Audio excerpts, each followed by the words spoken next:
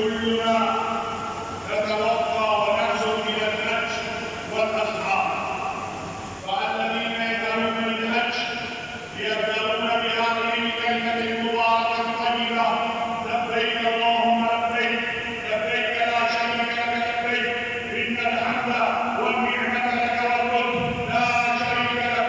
ما هو المعنى لبيك؟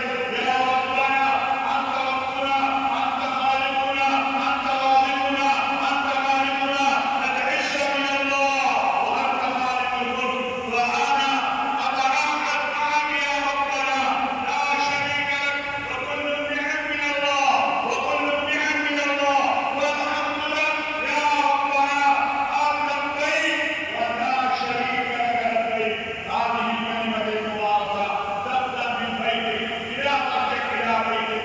وصلى الله على نبينا محمد وعلى آله وأصحابه أجمعين.